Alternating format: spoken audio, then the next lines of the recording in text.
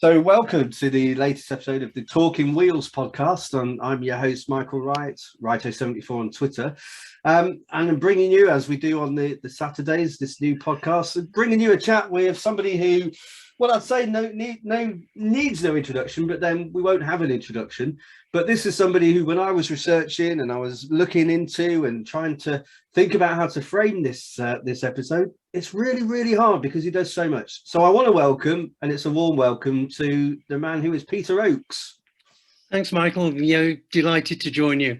Thanks, Peter. It's really good to see you. So, I mean, do you know what? I don't know where to start. I feel like you're, apart from obviously jumping on the bike, you've done everything really, haven't you, in terms of covering Speedway, being involved in the running of it. I mean, how have you managed to keep so busy? What's the secret? Enthusiasm for the sport, love of the sport, I suppose, because it's always been a secondary income, secondary hobby, secondary pastime, to my sort of life as a journalist. And I've been very, very fortunate that I've been able to combine the two. Been able to combine, working on newspapers, working as a freelance, running Speedway, being involved in Speedway, managing Speedway teams. That, I suppose when I look back, I wonder, well, how did it all happen? But it did. It happened at a very early age. I was 17, I think, when I first got involved in a role within Speedway, and it's carried on until now, which very few people get that opportunity. Yeah, I mean, I'll refer to some other podcasts. I mean, you've got the Humans of Speedway. You've also got the 5-1, and quite a few actually popping up there. And you've been on a few, so I've done a bit of catching up. And what really comes across is just that passion and your knowledge. I mean, you've got almost that encyclopedic knowledge of the sport and obviously people within it, and your memories of some of the stars. And obviously, Ivan Mauger probably being the one that we all go back to and talk about. I mean, that you've got some big stories there, haven't you? Yeah, there always are, aren't there? That Ivan, was such a family friend over the years, and we remained. We met 63, I think it was, and we remained friends until his untimely death. And we're still friends with the family. We still speak via your Twitter or your Facebook or whatever, and occasionally on Zoom. But it's been it was a wonderful friendship, between the Oakeses and the Maugers, and they were literally, it's very easy, and you forget that the person who is a friend is actually recognised in the street and as a name and is known, and I'm sure that applies to everybody who is friendly with a sportsman, with a politician, anyone doing any sort of job. That when they become friends, it's a totally different relationship. Yeah, I guess you see them almost 3D, don't you? You see them when they're just when they're not putting on any kind of front, or they're not showing themselves, or they might have the same worries and thoughts as all of us, but you kind of see an edited version when you just see them at the track in a way, don't you? Yeah, that if you see someone at track, they, majority of riders, they have the professional head on, don't they? They're at work, and if you see me at work, I'm different to the person you see when we're talking like this. That we all have our problems, we all have our family problems, we all have things that aren't going right some days, things that are going tremendously well other days. But when you know someone and when they're friends, you know about all that, but the public generally don't know that. And that's no blame on the public. There's no way that they can know, because everybody has their own private life. And I guess about Speedway Riders, I mean, you hit there upon what people know. And one thing I must admit, I don't know how you feel about it, but I've kind of gone back lately to start getting back into Speedway. And what a few people have said is that they don't see as much of the riders almost off the track or after the meetings. Whereas I remember, and this is going back, but in the early 90s, started going to King's Lynn. And my first meeting was King's Lynn v Oxford, 45 all. And King's Lynn had Mark Loram at reserve. Richard Knight, I think, was number one. Dennis Lovequist, people like that. Bo Burrell, the Czech, fantastic to watch. And the Oxford side, I mean, talk about being spoiled in your first ever meeting, but the Oxford side had Hans Nielsen, Martin Dugard. I'm sure Simon Wigg was in that team as well, and the likes of Dean Barker. But after the meeting, you'd go around the back of the pits, you'd meet the riders, you'd see them loading up the bikes, you'd have a chat, and then you go to the bar and they'd all be in the bar with the kids and the families. And a few people I've spoken to lately have said they're not seeing as much of that, where the riders are mixing as much after the meetings. Is that something you've seen change as well? Oh, very much so. But, in many ways, we're to blame. When I say we, journalists, promoters, fans, we're to blame because we demand that they're professional athletes these days. And a professional athlete doesn't go in the bar and, drink, half a dozen pints or whatever his favorite tipple is, the way that they used to. I remember when I'd first started, you would always go to the bar afterwards to chat to the riders. Also, they only raced in Britain, didn't they? They drove home at the end of the night. They went home. They weren't trying to get a 6 a.m. flight from Stansted Airport to whatever unpronounceable Polish airport they could get to. But we demanded it. That it's like when you started. I can remember when Ivan had 2 bikes that he used to take to a meeting, and people looked upon that as, oh heavens, look at that, he's got 2 bikes. That now you wouldn't sign a rider, and a National Development League promoter wouldn't sign a rider unless he guarantees that he has 2 bikes at every meeting. So we're to blame.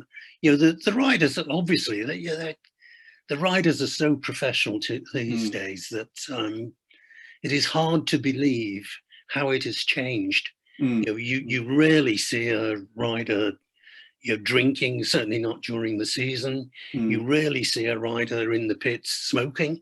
I can remember that you would go to the pits and riders would literally be smoking. They'd have the cigarette hanging out. And if you look going even further back in the from the photographs I've seen of the 40s and the 50s, your riders would be in the pits with the pipe.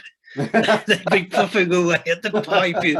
Could you imagine that happening today? You imagine you go to the Norfolk Arena and you suddenly see Lewis Kerr wandering in with a briar pipe.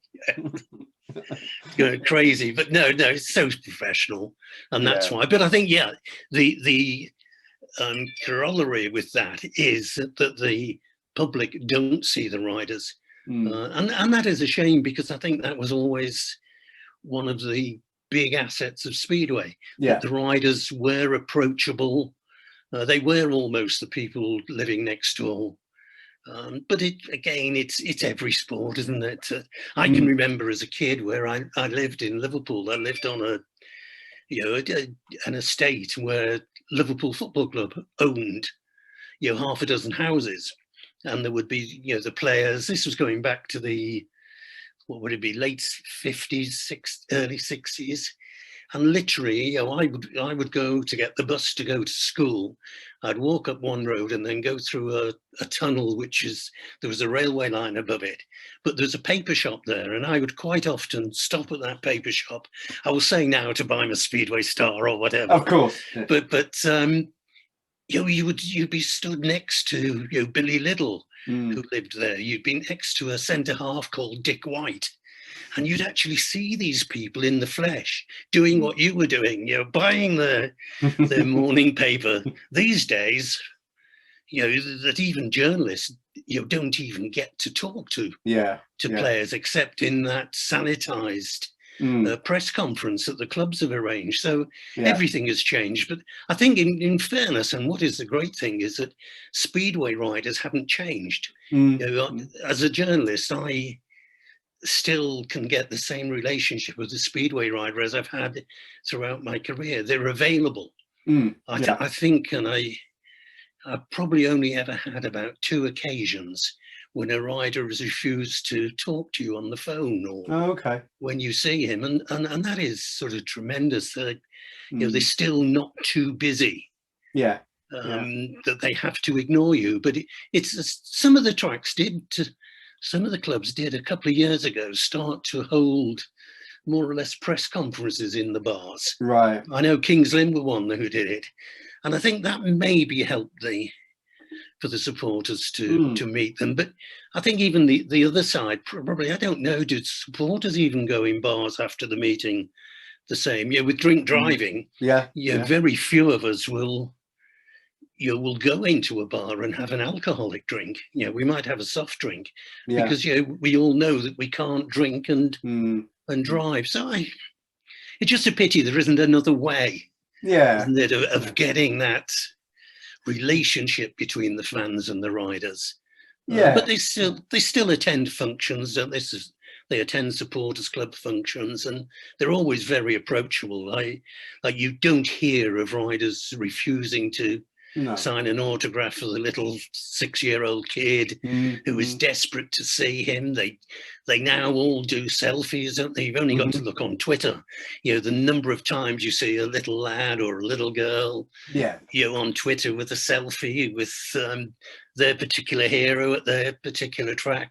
People like sort of Chris Harris, like he's always on Twitter, isn't he? Photographed with somebody else, and and giving these people, these youngsters, for the occasion of their lives. Because I think one of the hardest things for sportsmen to appreciate is exactly what it means to someone who watches them, to actually meet them and to be photographed with them. And I think that was always the great thing, was that I'm a lot older than you, but I could go to the first Speedway meeting and I could get an autograph as a rider.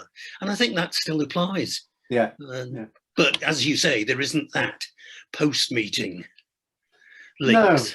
No. But as you say, I mean, that's really interesting that there's a cultural shift across the sports, as you say, because I mean, certainly we do a podcast, sister podcast with snooker. And of course, in the day, I mean, you'd have your likes of Hogan Higgins, wouldn't you? And people like that, all with the smoking away, all with some alcohol on the table next to them. And that's completely gone. And as football, I mean, I did think about a podcast. I'm a Forest fan, and I thought, that'd be interesting, although there's enough of them around for football. But actually, I just thought I probably won't be able to speak to many of them. And when you watch them on TV, I mean, you're Liverpool, but as you watch them on TV, how often do you watch them? And when they're not playing, they're covering their mouths up, even if they're just talking to a colleague, because they don't want to be quoted, or it seems the more focus on them, the shyer they get in a way, which maybe is not surprising. I think the football clubs themselves are much responsible for that, because I know, again, I had a long career writing about football for a national paper, and my contacts book was full of the numbers of literally hundreds of footballers. That's from Kevin Keegan, Bobby Moore, all the way down. These days, journalists don't even have the phone numbers, because the footballers are so protected by their agents, by their security people. Like, who could have imagined that a footballer would have 2 burly security guards taking him out from the dressing rooms, through the players' lounge, out to the car park, so that he walks, what might it be, 50, 100 yards at the most to his car, and flanked by these sort of burly security guards. That is, thank God that has never come to Speedway. You don't. Speedway riders do walk past you, so you can stop them and say, "Oh, well done tonight. Can you have your autograph? Can I do a selfie?" But I suppose that's life, isn't it? The way, the money that's been involved in sports has made it that way. Yeah, you almost have to be careful what you wish for, don't you? Because actually, Speedway could do with bigger crowds and more money, but then, and I'm sure everyone would say that, but would the culture of it change if it was more out there? And there's obviously talk about the Discovery Plus deal, and now actually BT possibly getting involved. So surely that's got to be a good thing, though, isn't it, for the sport overall? I would have thought so, because it will obviously, as long as that merger does go through, it will expand the audience, won't it? And it'd be good to see BT involved again. I think they did a very good job of what they were doing, covering particularly the GPs. But I'm sure that Discovery will take it further, because but I think the merger will help the sport, provided Speedway is considered an important enough sport now for any new merged channel. Like, obviously none of us actually know what is going to happen, but if you look at it, BT have things like Champions League at football. They have other sort of major events. That Eurosport have a lot of the motorcycling, don't they? With the MotoGP and now Speedway. But you just hope that Speedway doesn't get lost within that merger.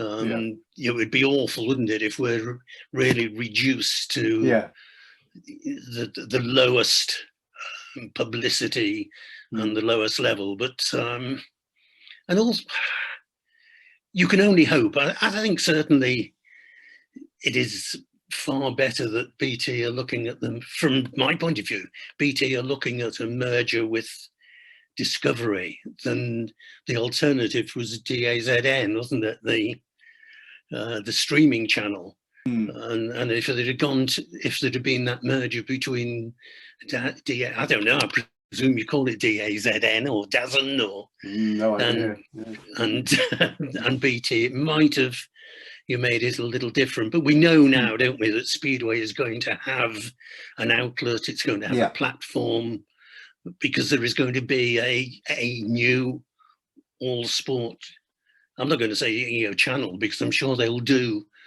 4 or 5 different channels. I can't see them just doing one channel. And I think it's good to be at that level. I think for Speedway, it can only increase Speedway's footprint in the market.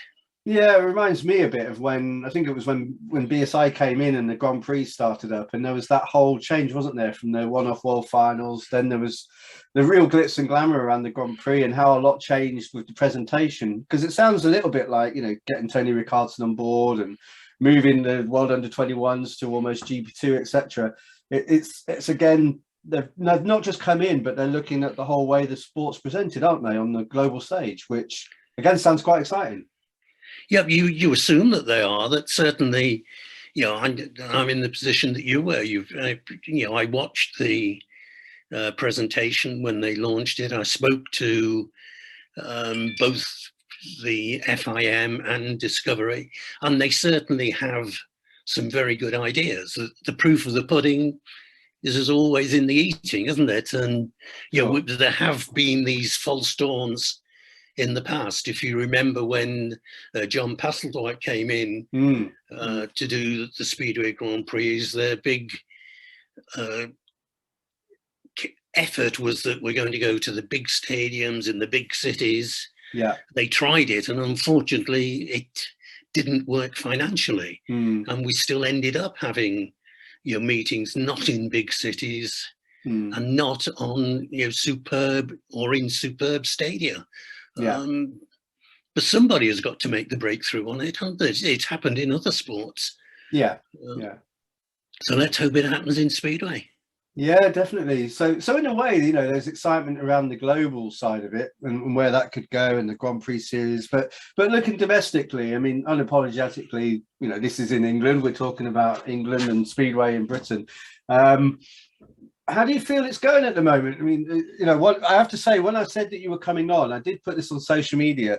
One of the comments I got was from someone called Howard Bonewell. So there's a shout out to Howard. And he said Peter Oakes should be the chairman of the BSPA. And of course, so that's nice. Well, I'm not sure. I'm trying to think what your brother-in-law's name is. No, seriously, those days are long, long gone, and never a job I aspired to. But I would like to see I'd like to see a CEO of Speedway, someone who doesn't have connections with tracks, because I know from being a promoter that you do make decisions based on how it affects you. You're not human if you don't. No shopkeeper will vote to have a supermarket next door to him if they're going to be selling the same products, and you can't. But if you could get an independent not necessarily body, but an independent person to run it all. And decisions have to be made for the benefit of the sport, not for the benefit of yourself. But we all, you know, I've had occasions, I will own up to it, where I've voted because, you know, you look how it will affect you. Yeah. And it's very, very difficult to take an overall view of the sport. Yeah, and you, I mean, I remember when you got involved in Peterborough. I mean, a lot of my watching speedways from Kings Lynn and then subsequently Peterborough because of where I lived. But and I remember when you came in, there was a lot of talk about almost the off-track stuff. There was something around the whole presentation of the sport and entertainment. And if you look at, I mean, one person we're going to talk a bit about, no doubt, Ty Woofenden, talking about his you know, his kind of testimonial meeting in Wrocław and wanting to put on a big show. And it seems that that's the kind of thing that, you know, maybe for new people coming in or getting attracted in, the racing alone just might not be enough. Is that fair? Yeah, the racing alone isn't enough, is it? You know, we have seen crowds, you know, go down and down and down. You know, we're certainly down to the, you know, the hardcore. We couldn't really get any lower. And it's not enough that I like to think, you know, I'm sort of 77, but I like to think that I can still see through the eyes of someone a lot younger. Yeah. And it isn't. 15 minutes of action is not entertainment. You know, I can't think of another sport, I can't think of an entertainment where you go and only get 15 minutes. You don't go to the theatre and get a 15-minute play. You don't go to a rock concert and get 15 minutes of the main act being on stage. No. You don't go to the cinema and see a 15-minute film or a 2-hour film in which there's only 15 minutes of something happening. You know, you look at darts. You know, darts is a pub sport, but it's turned into an entertainment, hasn't it? There is always something happening. There are no breaks. Like, you know, they get, what is it, 2 or 3 toilet breaks or whatever. Why those breaks are in, I'm never sure. But it only lasts minutes. And, you know, Speedway, you can go to Speedway and you can literally spend 5 minutes between races with nothing happening. Yeah. And, you know, we've got to find a way of making it a proper entertainment package. Bigger crowds would help, wouldn't they? Because you get the atmosphere. Like if you came to Peterborough, you can remember the days when we had that infamous clash between Ronnie Pedersen, Jeremy Doncaster, etc. And, you know, I want to say the terraces because we never had terraces, the grandstand and the surrounding area, the banks, the grass banks, it was absolutely buzzing. Because there was a real atmosphere about it. And when you've got that audience, that transmits itself, doesn't it, to newcomers? If a newcomer comes along and he's in a crowd of 5,000 people, he will find that better entertainment than being in a crowd of 1,000 people. Absolutely. That's probably why you go to, you know, I go to Anfield to be in a 55, 60,000 crowd rather than going to, you know, my local football team in front of 150 people. That's all part of the entertainment. You know, that is why I think you go to a concert, you know, in a big stadium with 30,000 people in it. You know, the stage on the centre green with the lights and everything, rather than going to your local pub. Quite often the entertainer in the local pub will turn into that entertainer who can entertain 30,000, but it's the 30,000 crowd that brings in the 29,999. And it's interesting you mentioned, and try not to go too far into Peterborough's history in case that turns anyone off, but although it is interesting. But I mean, I always feel a bit sorry for Ronnie Pedersen because I remember him when it was almost that thing, as you say, where the one with Doncaster, but you almost thought every time he came out, this could be a thrill. This could be really entertaining. What's going to happen here? Because you knew he was that full-blooded. I mean, we talk about Nicky, and he's so well known for the way he handles himself. But Ronnie was box office, wasn't he? Oh yeah, absolutely. That Ronnie had the added advantage that he was a handsome guy, and the women loved him. And that again is part of it. You want that, don't you? And you need that.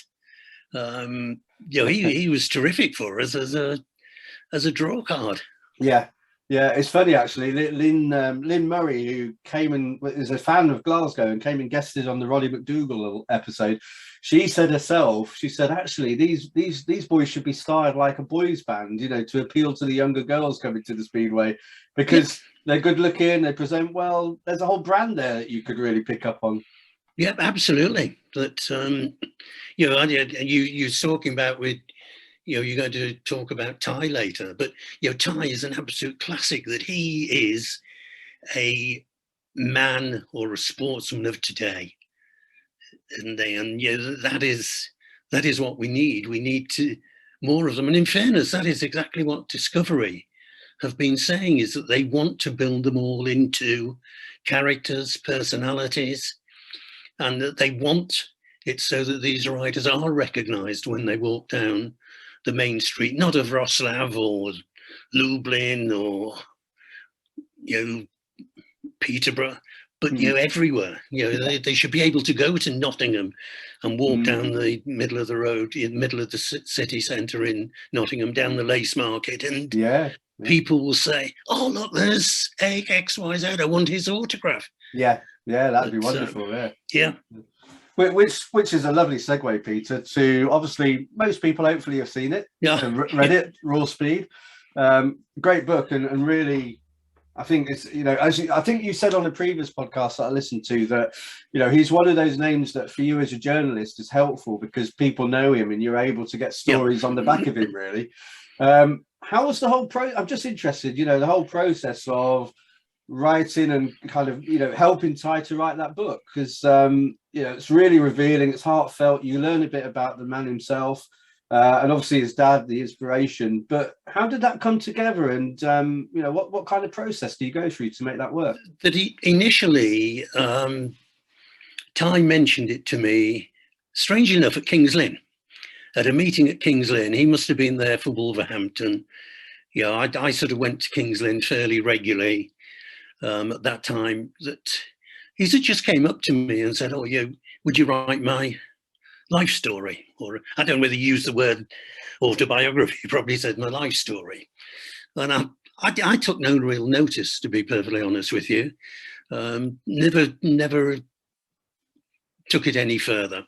I think then probably it might have been 6 months, even a year later, I saw him again somewhere, may even have been at King's Lynn again, and he said it again.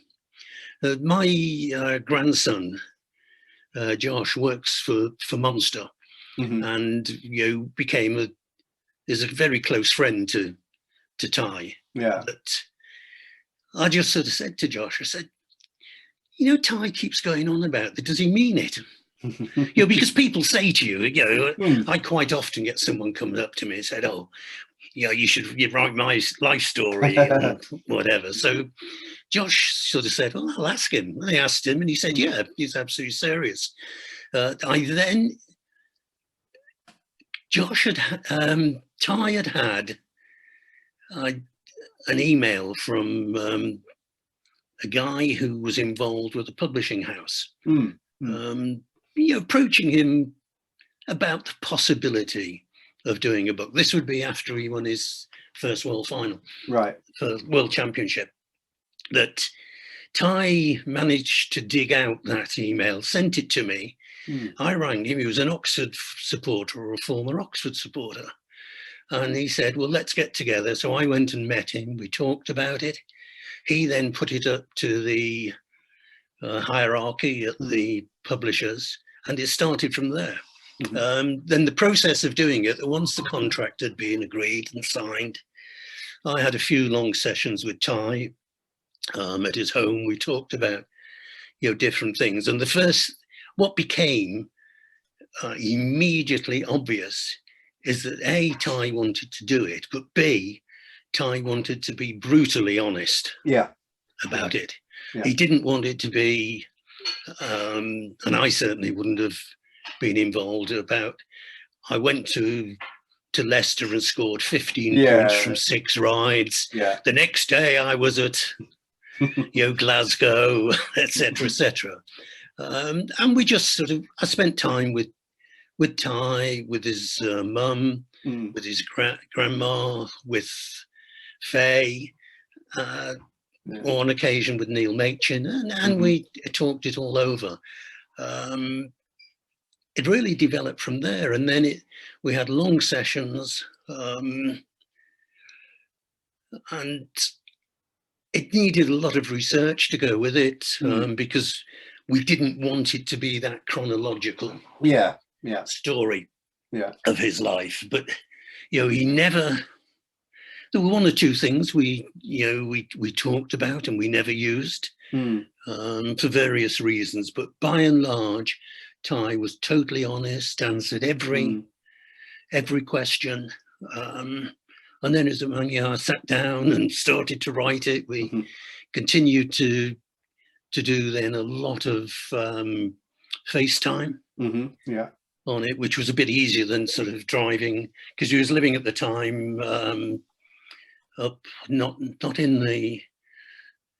I'm trying to think. He was in sort of Derbyshire, in a house in Derbyshire. I'm in Peterborough, and we met once or twice down in Peterborough when he was on his way to the airport. But it became, going up and travelling 300 miles or whatever it was every day became a little bit, no. So we did an awful lot, over FaceTime after that, and only we'd spend hours and hours recording stuff, and then I had it all translated. I went to a I suppose you call it transcribed. Right, yeah. By an agency who actually then totally let me down.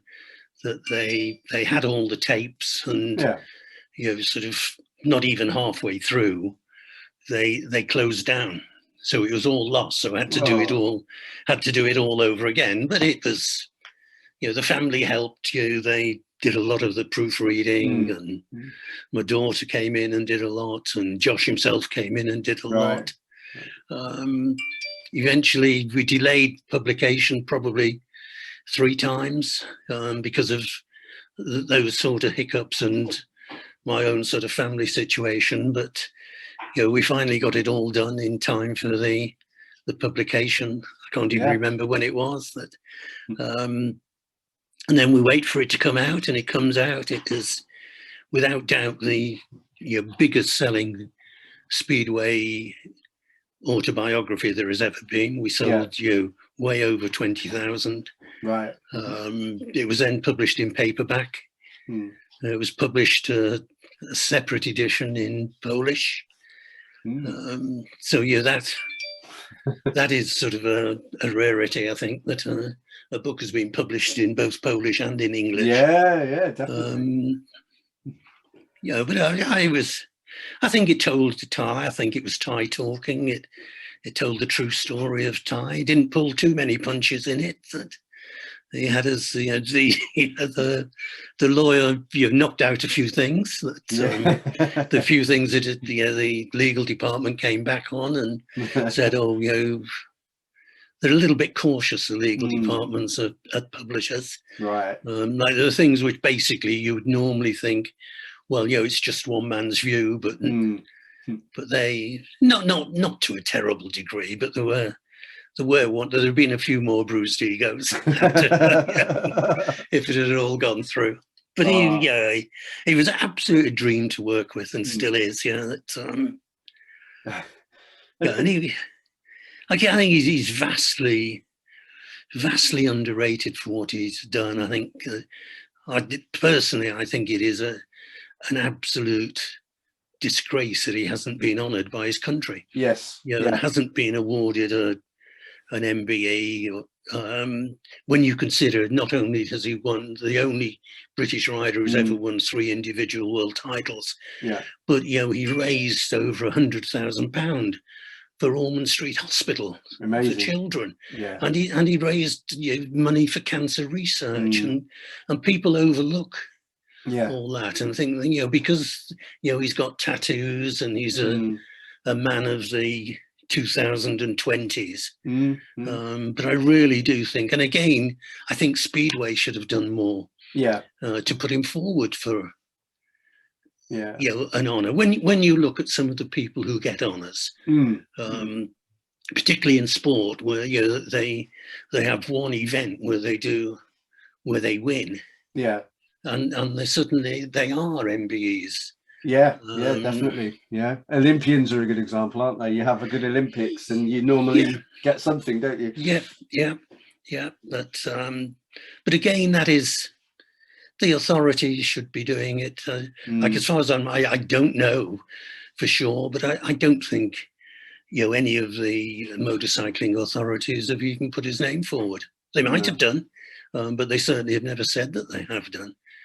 And there are others in the past, aren't there, who, I don't know whether that shows the decline in Speedway status.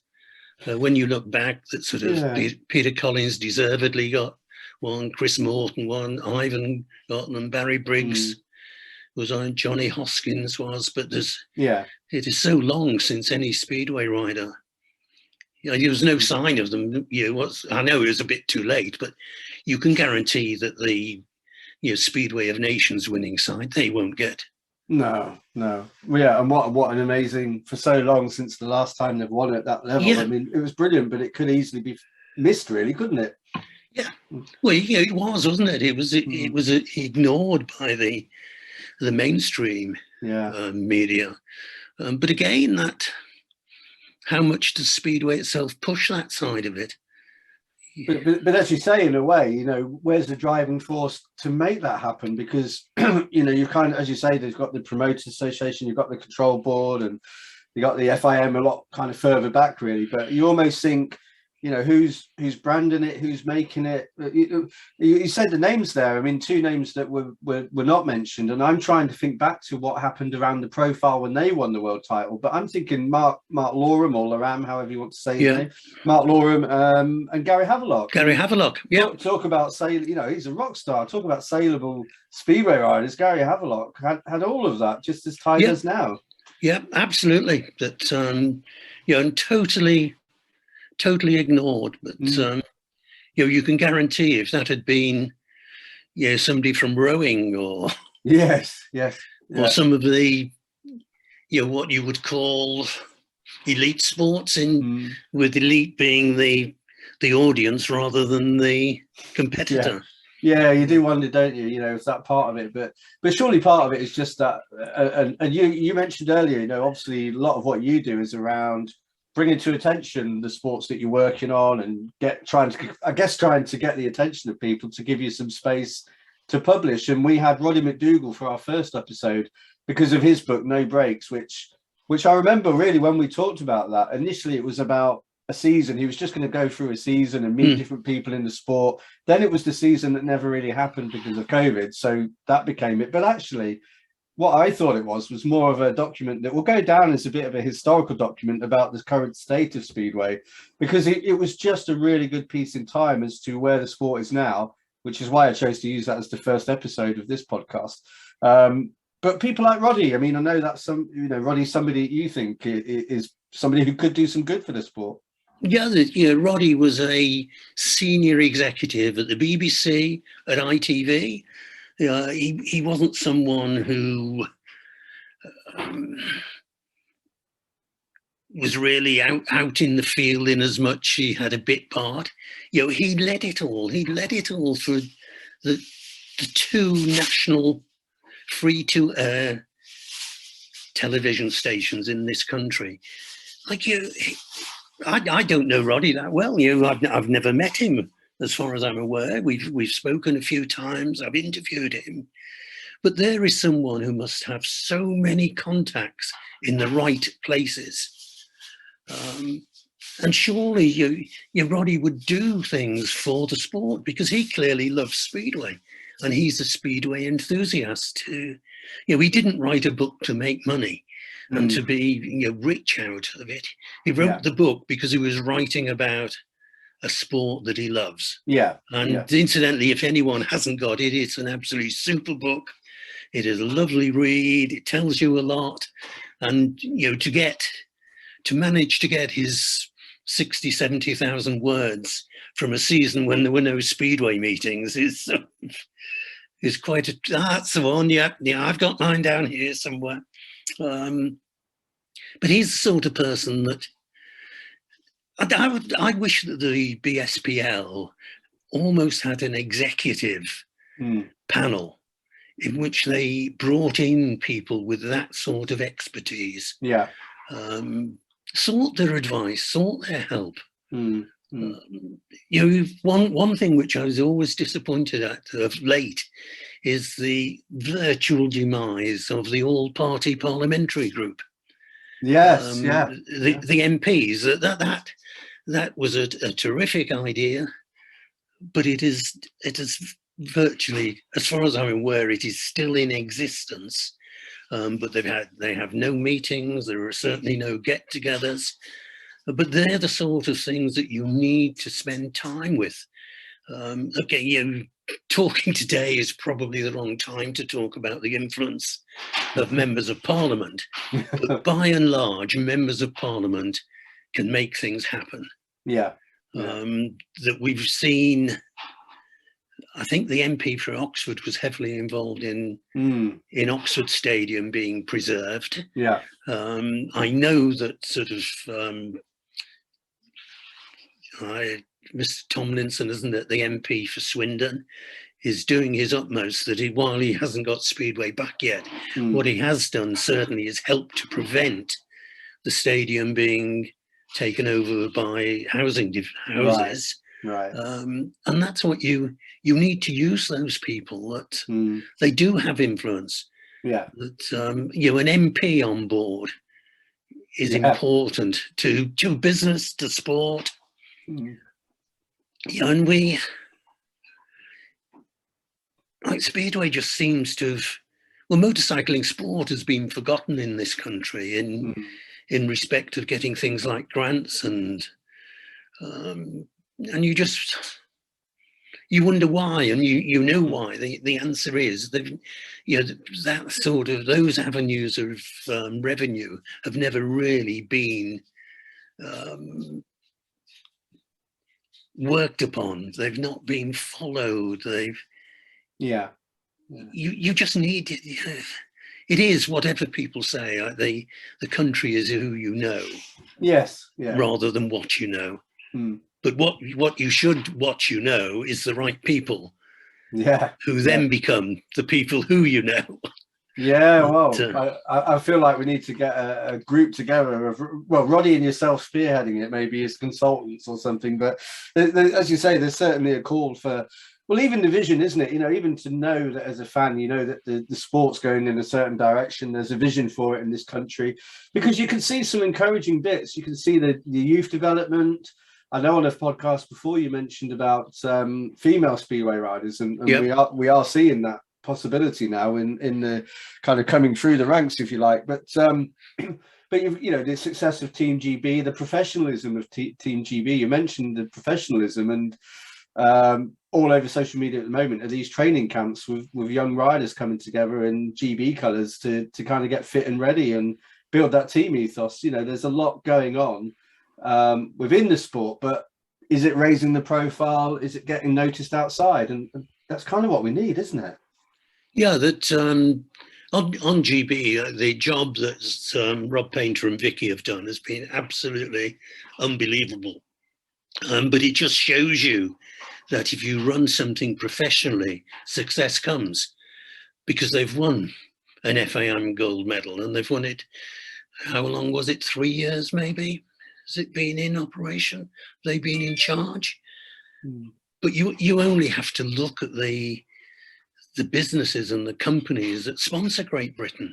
And that's not because it's Great Britain. That's because of Vicky and Rob. Yeah. And their professionalism and you know, that's the avenue you've got to go down to today. We're talking about riders being professional. Yeah. Yet riders were professional. The Great Britain setup is professional. I think, in fairness, that Speedway itself, like Peterborough is still my local track. Yeah. And I went there last year, and I'm glad to be able to say that it always looked as if it was the largest crowds I'd seen at Peterborough for many years. Certainly, I would have thought Peterborough's crowds must have doubled last year over the previous year. And I'm not talking about purely when we got into the playoffs. Yeah. You know, from the first meeting of the season, there were more people at Peterborough, certainly, than there had been in 2019. Yeah. And I understand that was sort of reported at most, if not all, of the Premiership tracks, which is, you know, maybe that is an encouraging sign. Yeah. And the BSPL, you know, they are doing things that, like, it's very easy, and it might sound as if this is being so overcritical or critical of the promoters who run the sport, but they do put the effort in. They do work hard at it. Sometimes, you know, I'm inclined to think that they're working hard at the wrong things. Right. But it's difficult, isn't it? The lack of finance is the biggest difficulty of all, I think, you know, because a lot of people know what they want to do, but they just can't afford to do it. And until, it's such a chicken and egg, isn't it? And there's such catch-22. You know, you can't spend the money if you haven't got it. You won't have the money if you don't have the crowd. And you know, which comes first? How do you get the crowd? How do you get the money? It's such a difficult conundrum for them. But I genuinely believe that they fail to use people, almost volunteers, at the type of level that we're talking about. Yeah. You know, every track uses these wonderful volunteers who work on the track. They give up so much of their time to help the meetings run. But I think there's that group up here. Yeah. Not up here for any reason that they're more intellectually involved, but they just love the sport, and there are people at a higher level. Yeah. In their own particular fields, who I think can, you know, Roddy, the absolute classic, you know, example of it, that there is a man who did it all, as we all say, got the T-shirt. Yeah. And he surely can be brought in to try and further Speedway's image with the TV companies. Yeah. There are, you know, journalists around who've worked at the highest level who could be involved. There's still celebrities who do follow Speedway. That you know, I've written a lot over the last year or so about David Hamilton. Oh yeah. You know, who is on a disc jockey still on Boom Radio, which I noticed this week they've reported 37% increase in their audience figures, and it's only been going for just over a year. And they're also, apparently the figures show that they are the most loyal listeners of any radio station in the country. And David never stops talking about Speedway on it, you know, because he still loves Speedway. You know, he wants to go to, he'll go to Oxford this, you know, when the new season opens, because that is close enough for him to go. Yeah. And you know, there are people like that who like myself, we belong to the sort of 60s, but I think we still have that enthusiasm today. And I think, you know, if people were just, you know, there are others. I can always remember them talking with the Australian Formula One driver. Oh, Mark Webber. Mark Webber and his wife Anne.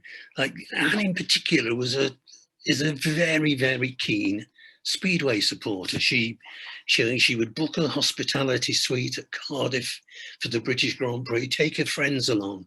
But somebody like Anne can offer an awful lot. You look at the way she guided Mark's career. Yeah, yeah. She was a journalist, marketing person.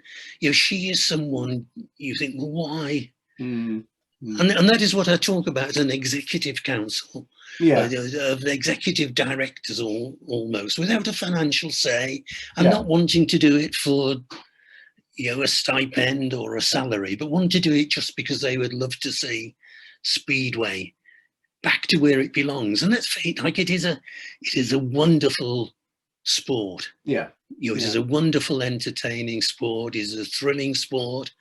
A Speedway race can be, and often is, absolutely breathtaking. And I genuinely don't know of another, I suppose, another sport where you can be so entertained for that 1 minute of absolute magic. Entertainment. Absolute magic. But how do you've got to find a way to get the younger generation involved, and you've got to provide the facilities for the youngsters, haven't you? You've got to have it geared up to social media and to the internet. Like, every track should have internet that is readily available to the supporters when they walk into the ground. Football clubs have started doing that. Because like, even if you look at a football crowd now, when play is going on, everybody is like this. Oh yeah, definitely. That rules our life, doesn't it? Sure. And I'm as guilty as anyone. You can't stop looking at it. And that's one of the avenues that we ought to be really exploring. They may be, because you don't know what's happening in the background. That the recent announcement of and the launch of the streaming. That's exciting. That's exciting. And there are, I think it's something like 8 out of the 11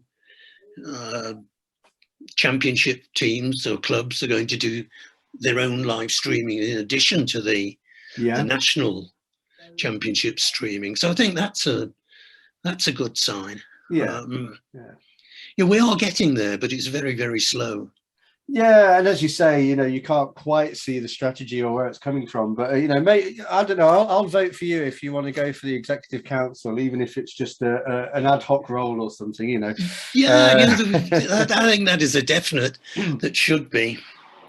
Because people can come up with ideas then, can't they, and have brainstorming sessions and come up with good ideas that will lift. Because none of us know everything. No. Most of us know very little, myself included. But we just might become. There might be you. I'm trying. You suddenly find the supporters in different fields that you've no idea about, and they're the sort of people who can help, I think, and can push the sport to where it should be. Definitely. Hobby horse time.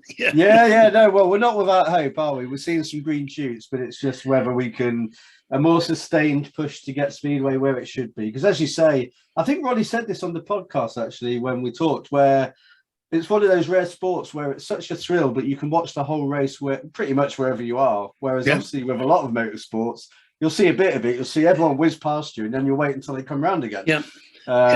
But this is all contained.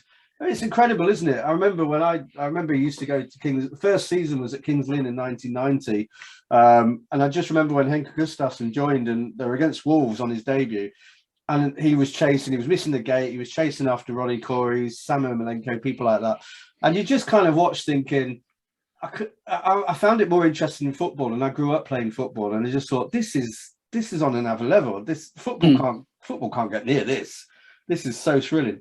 And as you say, the characters, you know, I mean, you mentioned Ronnie Pennison there, but I'm not sure who else you would point out as people who you used to think about as being the big characters. But I mean, for me, every time Andrew Silver came to King's Lynn, for some reason, he always seemed to get into some sort of scraps. Yeah. And they were booing, and there was all the kind of, you know, every time he came out, Roman, I mean, no longer with us, Roman Matusek, coming with Coventry. I remember him, you know, he was so all over the place on the track, and he's such a, it always, again, you know, and you follow ice hockey as well. I know that you've got an interest in that, and we kind of get a bit of that in ice hockey, don't we? I mean, I'm in Nottingham, big ice hockey place. You're in Peterborough. Peterborough is well founded for its ice hockey too. And it's a family sport. What I don't get is that it's a family sport. Kids love it. There's all the music between when there's play stops, and yet they go belting hell out of each other when they drop the gloves. Yeah. And and very rarely hurt each other when they drop the gloves. I'm all for a little bit of fisticuffs in Speedway. Because that used to be a highlight, didn't it? It didn't happen very often, and you probably say, well, that's as well, like, because it wasn't staged. No, it happened, but no one got hurt.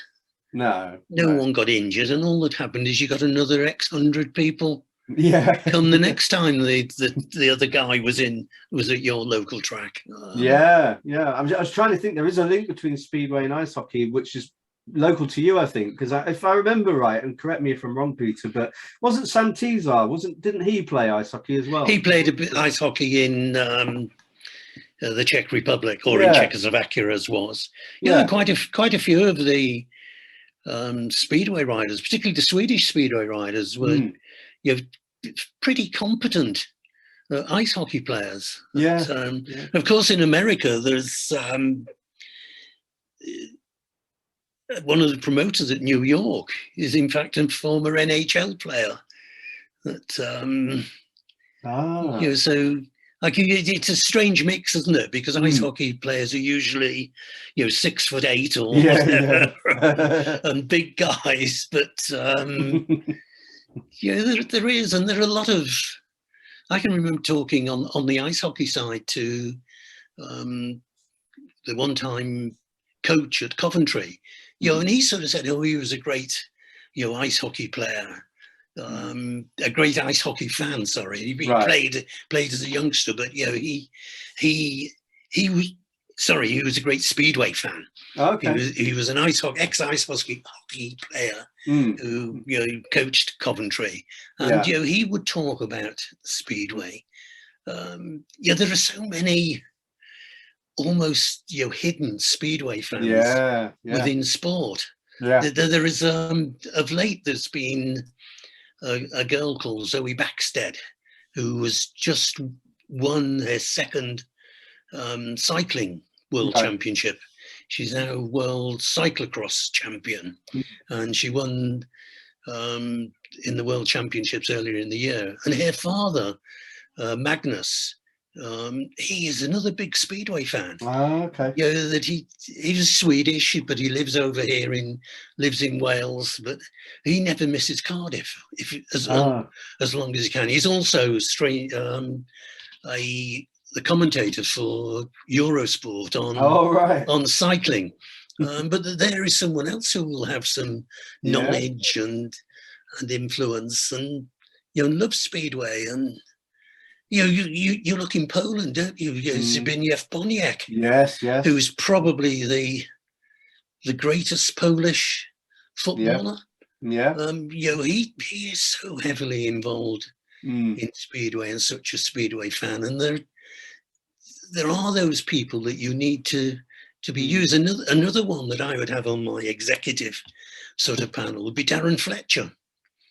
The lead BT football commentator. Like Darren announced for us at Peterborough. That in later days, and he used to do some announcing for at Coventry when I was involved at Coventry. But there is someone who must have contacts. And, and there are these people around. You just have to find them and bring them in. Well, that's what I find. I mean, you know, part of this, and I also do it with the snooker podcast, is trying to find people who other people know who like that sport and bring them in as a guest. So yeah, but it's always, I think it's different for you, obviously, as journalism, the kind of the contacts book. But I think otherwise you almost rely a little bit of, well, it's either word of mouth or friends, or it's social media. And then I think a lot of people don't get their messages because they get so many. So it's always an uphill struggle. But as you say, maybe getting people who are involved in or who like Speedway, but we know them for something else. It'd be great to get them as guests and get them talking about their love for the sport, and, you know, just getting more people outside Speedway tuning in to listen into that. And going, okay, well, I'll have a look at it then. You know, I think Graham Stewart was one, wasn't he? Everton and Chelsea player. Yeah, Graham was still up at Everton. That you know, until he sort of moved to Merseyside, and you know, Graham was a regular and very friendly with both Darcy Ward and Chris Holder. Yeah.